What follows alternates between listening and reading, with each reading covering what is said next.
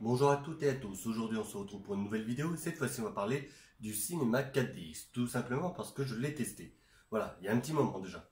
Mais je l'ai testé, du coup je vais pouvoir vous en parler et dire un petit peu mon ressenti là-dessus et sur ce que j'ai vécu pendant que j'ai regardé le film. Alors, tout d'abord le cinéma 4DX, c'est quoi? C'est tout simplement, c'est tout simplement, façon de parler, mais un cinéma où on a la 3D plus les effets externes, c'est-à-dire qu'on a l'air qui peut bouger, la chaleur, le vent, le parfum, tout ce que vous voulez, plus les sièges qui bougent, comme au Futuroscope, tout ça dans la même salle et le temps d'un film. Voilà. Donc c'est un peu ça le cinéma 4DX, donc ça bouge un peu. C'est pas fait pour les femmes enceintes, évidemment, ça c'est précisé au début. Et sinon, c'est vraiment sympa à faire, mais du coup, je vais pouvoir vous en parler de A à Z de ce que j'ai vécu là-bas. Alors tout début, pour commencer, dans quel cinéma j'ai été? J'ai été tout simplement au cinéma de La Villette, voilà, donc c'est à Paris, et c'est le cinéma Pathé qui se trouve à la Cité des Sciences, voilà. Donc lui, je crois, si je me souviens bien, si j'ai bien entendu ça, c'est le premier cinéma à avoir pris le 4DX et mis en place, en France, bien sûr. Donc il y en a peut-être eu avant, mais en tout cas en France, c'est lui qui a commencé les premières expériences au niveau du grand public. Voilà. Donc le cinéma, du coup, j'y suis allé. Donc j'y suis allé avec ma petite famille et tout parce que on cherche une activité à faire. Et étant donné que j'ai déjà fait le Futuroscope, des choses comme ça, j'avais vu une vidéo sur la chaîne de PPP Garcia, donc Patrick Pierre Garcia. Donc il est là, voilà. Donc vous voyez les grands effets techniques que j'ai ici. Donc, lui, justement, donc avec sa chaîne YouTube PP World et son émission qu'il a sur 01net, donc c'est Power. Alors je sais plus si c'est sur l'un ou sur l'autre dont il avait parlé de ça, mais du coup, j'ai vu la vidéo et ça m'a intéressé. Donc parce que il n'y a pas que les ordinateurs auxquels je m'intéresse, et évidemment il y a l'image, il y a le son, il y a tout ça. Et justement, lui je suis parce que c'est vraiment bien et il explique beaucoup de choses. Donc pour en venir au 4DX, donc voilà, c'était le premier à avoir fait ça. Donc on est allé à Paris et tout. Et déjà, le premier truc, c'est quel film choisir. Alors, parce que c'est bien beau de faire ça, mais il faut choisir un film. Donc à l'époque, il y avait Jumanji qui sortait. Donc, pardon, Jumanji qui est un film américain avec Dwayne Johnson. C'est The Rock pour ceux qui suivent un petit peu la WWE. Voilà, donc ça c'est le catch. Donc The Rock, qui est Dwayne Johnson, il est acteur maintenant. Et donc ce film-là, c'est avec lui, mais ça tabasse un peu. Après, c'est quand même un film plutôt pour rigoler. Voilà, c'est un film, j'ai été le voir. C'est genre, on prend son cerveau, on le pose dans le petit bac dans lequel vous mettez vos petits gobelets de cinéma. Voilà, et vous vous détendez. Voilà. Donc, je me suis dit, c'est peut-être pas la peine de regarder ce film-là. C'est pas ce qu'il y a de mieux. Donc, on a été voir Star Wars. Donc, revoir pour moi, mon père aussi et mon frère aussi. Donc, du coup, on a revu Star Wars, le dernier qui est sorti donc en 2017. Voilà, suivant alors vous regardez la vidéo. Et du coup, je me suis dit, et on s'est dit surtout que c'était le meilleur film pour pouvoir essayer cette technologie. Donc, on y va le matin et tout se passe bien, on va dans le cinéma. Et pour commencer, on s'installe devant un immense écran. Je vous dis, on a les sièges et on a l'écran. Donc, il est tellement grand qu'on peut lever la tête ou descendre. C'est vraiment un truc qui nous envahit, entre guillemets, même si c'est plat, hein, l'écran il est plat en plus, c'est même pas incurvé. Et ben, il est immense. Voilà. Donc déjà, c'est une chose. Après, on s'assoit sur des sièges, mais qui ne sont pas des sièges habituels. Parce qu'habituellement, au cinéma, on a des sièges type noir, rouge, tout ce que vous voulez, ou bleu foncé. Mais un certain tissu moelleux dans lequel on s'assoit, comme si on était sur un canapé. Enfin, ça dépend quel cinéma bien évidemment. Mais en général, c'est assez moelleux et c'est assez confortable pour pouvoir rester 2 heures, voire 3 heures si le film est assez long. Voilà. Et donc ces sièges-là, ils sont un petit peu différents. Pourquoi? Parce que dans le cinéma 4DX, ce que je vous ai dit, on a les éléments extérieurs. S'il pleut, il va tomber quelque chose d'humide, de l'eau. Donc évidemment, les sièges sont prévus pour ce genre de situation et ils sont imperméables. Donc déjà sur le style de cuir qu'il y a dessus, alors je ne sais pas si c'est du cuir, ça m'avait l'air d'être du cuir, mais entre le vrai cuir, le faux cuir, enfin le plus important c'est que le siège soit sympa. Voilà. Et ben on s'est assis dessus et tout. Déjà, ça mettait un petit peu dans l'ambiance. Il y avait des chaînes partout, voilà, pour entre guillemets lier les sièges et tout. Et c'était des blocs de 2 places. Donc chaque bloc, c'est 2 places ou 3 places? Non, c'est 2 places. Chaque bloc pouvait se déplacer. Voilà. Donc ça, c'était assez intéressant. Donc suivant le film, ça bougeait plus ou moins. Ensuite, l'eau, comme elle arrivait par le fauteuil qui était en face. Donc, hop, un petit jet.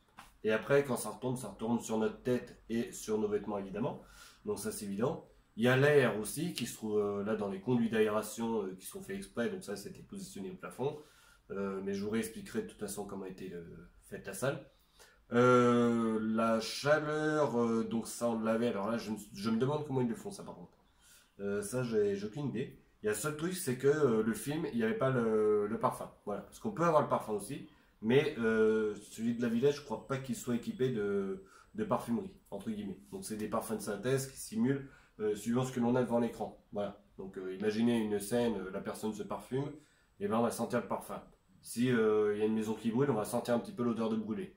Ou pire, si vous êtes aux toilettes, voilà, je vous passe les détails, mais normalement c'est censé pouvoir faire ça au niveau de la parfumerie. Mais il me semble que cette salle-là n'était pas équipée justement de ce truc-là. Après, bon, malgré, c'est vrai que ça dépend de quelle chose on peut avoir au cinéma, mais c'est vrai que si c'est plus un film où il y aura un petit peu de trucs un peu répugnants, entre guillemets, pas des films d'horreur, mais bon, dans chaque film, souvent il y a des choses qui sont pas super, il peut y avoir des morts et tout. C'est vrai que si on a l'odeur de cadavre, c'est pas top non plus. Voilà. Mais à part le parfum, on a vu tout le reste. Ensuite, bah, là le film qui commence évidemment, donc ça évidemment Star Wars et tout ce que vous voulez. J'ai oublié juste avant, la 3D. Alors la 3D, on a des lunettes pour de la 3D passive. Voilà, donc c'est pas de la 3D active numérique, parce que suivant le cinéma, on peut avoir des lunettes avec un certain système numérique, donc il y a des petites piles à l'intérieur qui permettent de justement de basculer entre les yeux à très haute vitesse pour pouvoir faire de l'effet 3D. Et nous, c'était du passif. C'est-à-dire que c'était à l'écran que ça se passait, la 3D, et nous, on avait les lunettes. Donc voilà. Donc, au début du film, juste avant, on a une petite scène, justement, 3D, 4D, où les fauteuils se mettent à bouger et tout. On a une petite scène d'action, et les voitures qui bougent et tout, bon, tout ce que vous voulez. Ça met un petit peu dans l'ambiance, on sent justement, ou plutôt on se prépare à ce qui pourrait arriver pendant le film. Sachant que le film qu'on a regardé, c'est quand même 2h30. Hein, Star Wars, ça dure pas 1 heure. Hein, c'est pas le genre de film qui va durer où l'histoire va être courte. Il faut quand même poser le décor, l'histoire et tout ce que vous voulez. Ensuite, une fois que la petite scène justement elle était passée, on est parti dans le film. Et là, c'était parti, bon, noir complet évidemment, tout ce que vous voulez. Et l'expérience a pu donc commencer à partir de là. Donc, que dire? Nous, on y a été au mois d'octobre ou de novembre, je ne sais plus. Donc, autant dire qu'il ne faisait pas super chaud. Et justement, c'est là le premier truc sur lequel je veux venir. Donc, si c'est pâté la Villette, justement, c'est là où j'étais. J'avais vu les commentaires sur Internet. Donc, la plupart disaient que c'était super bien et tout, mais beaucoup disaient en plus qu'il fallait quand même prévoir de se couvrir un petit peu. Et en effet, il y a de l'air, il y a de l'eau qui nous tombe dessus. Quand on est un petit peu humide et qu'il y a de l'air qui nous souffle à fond, suivant la scène, c'est vrai que c'est pas super chaud. Donc, manteau, heureusement, on ne l'a pas quitté. Moi, j'ai vu ça, donc j'ai dit justement à mon père, mon frère, enfin voilà, que malgré tout, apparemment, il fallait quand même rester couvert.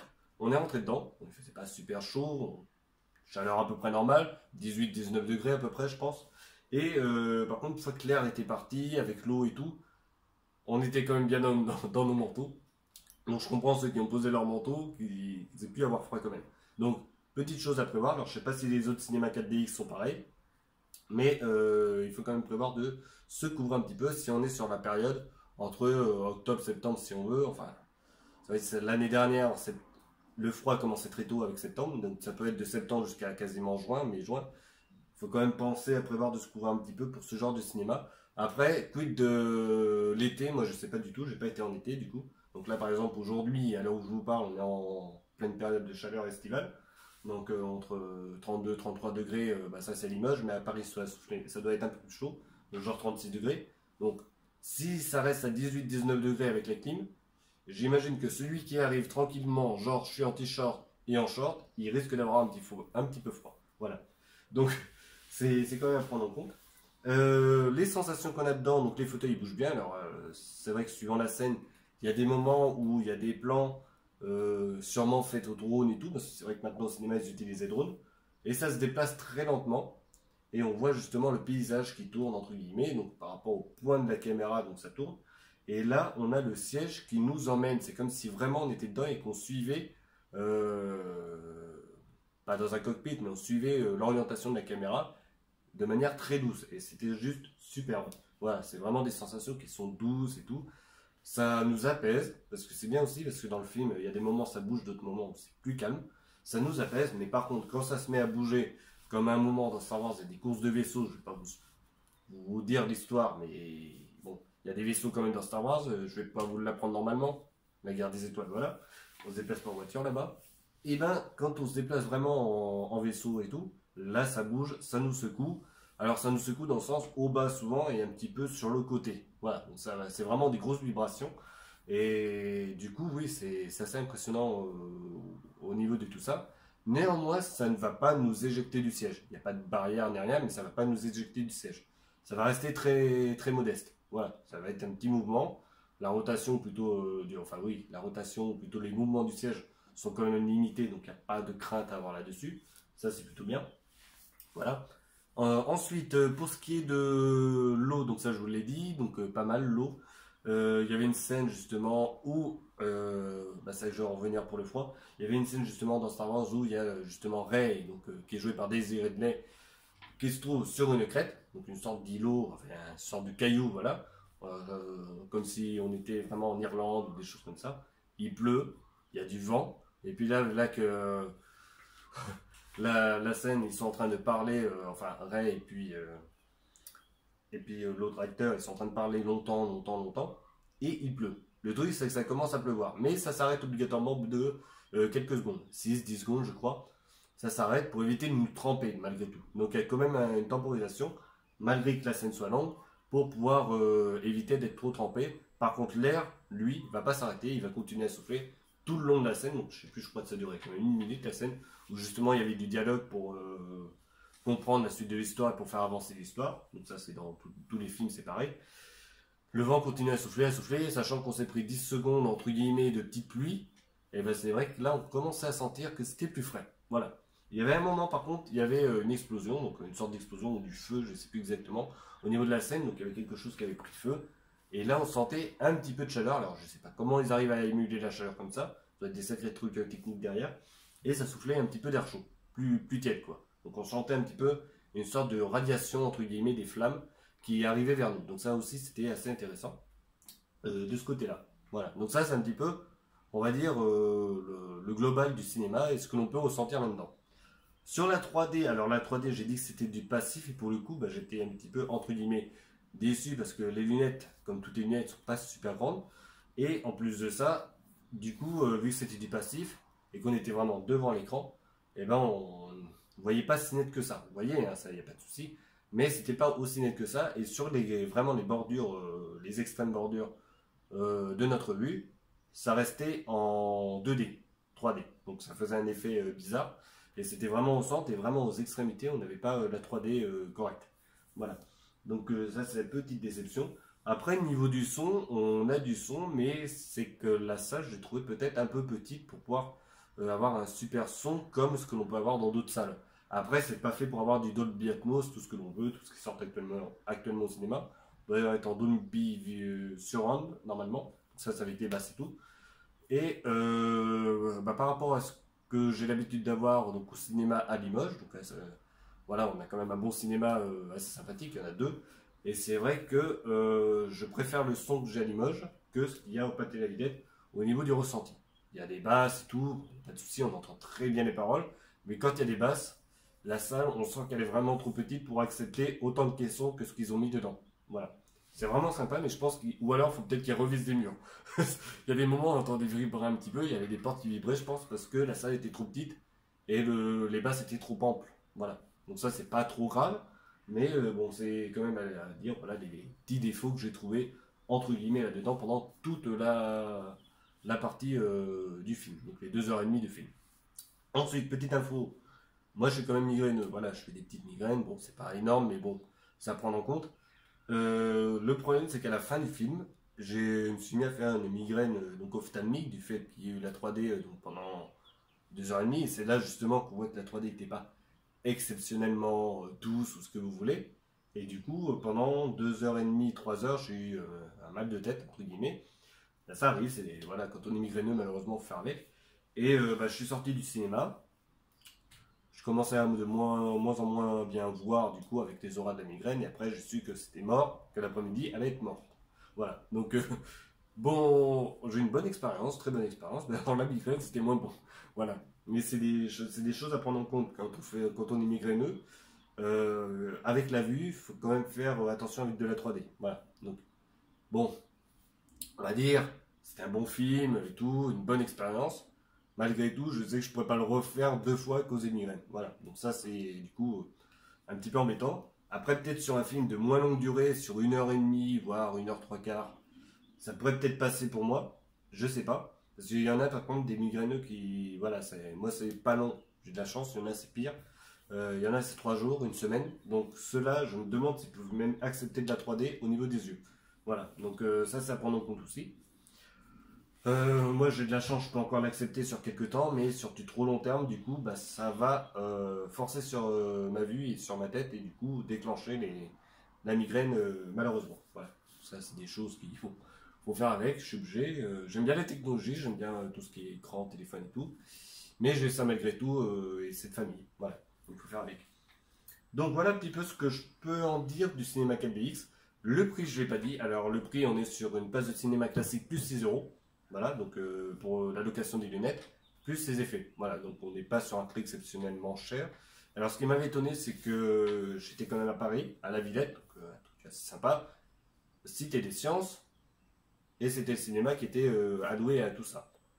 Bah, 10 euros la place, plus 16 euros, 16 euros. Voilà, donc je me suis dit, c'est quand même pas si cher pour se faire une petite expérience comme ça, au moins une fois voilà, dans sa vie, enfin ce que l'on veut, voire 2 fois. Mais pour au moins essayer une fois, ça vaut le coup. Le prix pas cher. C'est. Voilà, quand on fait les courses une fois par semaine, on met bien plus de 20 euros à chaque fois par semaine. Donc 16 euros, c'est pas non plus exceptionnellement cher. Après, il faut quand même aller à Paris ou dans la ville qui a ce genre de cinéma malgré tout. Mais si on est vraiment à Paris ou si on est dans une autre ville, genre à Lyon, des choses comme ça, je sais pas si à Lyon ils l'ont, mais c'est façon de parler. Dans une grosse ville comme ça, ou si on est vraiment à côté, ça vaut le coup de se déplacer et d'aller voir moins une fois. Voilà.